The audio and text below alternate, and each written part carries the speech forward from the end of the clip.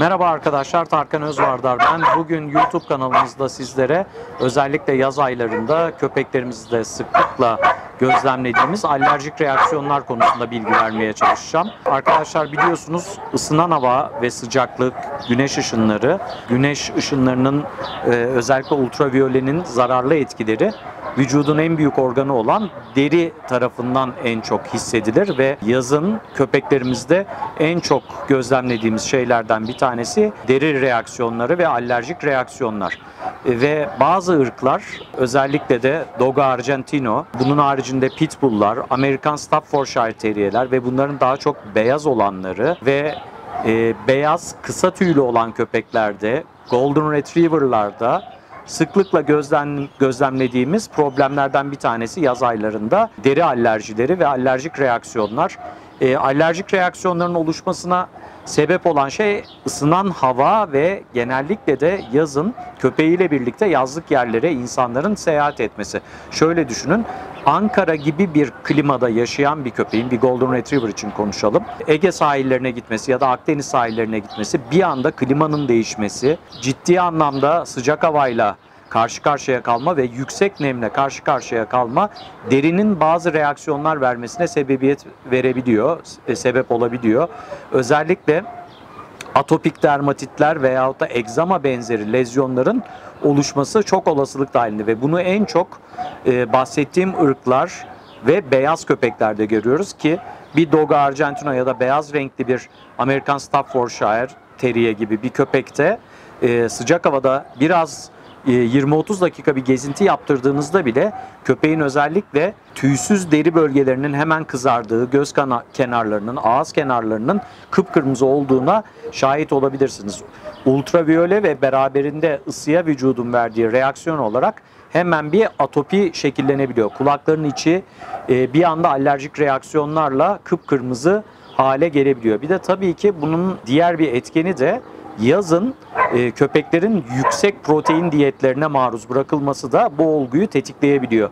Biliyorsunuz kışın köpeklerimiz soğuk havayla mücadele ettiği için protein, yağ açısından yüksek değerde olan besinleri kullanabiliyoruz. Ama aynı yüksek değerleri, yüksek protein ve yüksek yağ kaynaklarını yazın da kullanmaya devam ederseniz köpekte özellikle deri alerjilerini tetiklemiş olabilirsiniz. Bu yüzden yazın diyetlerine dikkat etmek, özellikle daha sensitif nitelikli, daha duyarlı nitelikli mamaların kullanılması, köpeklerin güneş ışınlarına dik maruz bırakılacak şekilde gezdirilmemesi, hava çok sıcakken ve güneş tepedeyken egzersiz edilmemesi özellikle dikkat edilmesi gereken konular ve dediğim gibi rasyon çok önemli. Yani beslenme şekli oldukça önemli. Genellikle eğer köpeğin belli besin maddelerine karşı duyarlılığı varsa bunların protein kaynağı olarak kullanılmaması ya da monoprotein mamaların veyahut da evde hazırlanacak olan besinlerin kullanılması çok daha doğru olacaktır.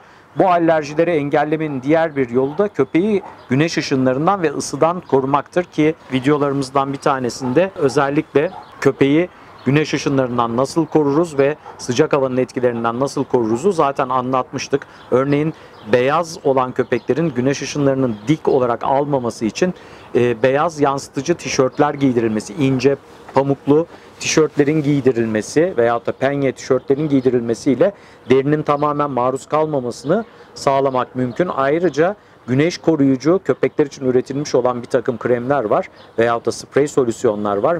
Bunların kullanılması yapılabilecek şeylerden biri. Tabii ki yazlık yerlere gittiğiniz zaman ya da yazın, bu İç Anadolu için de geçerli.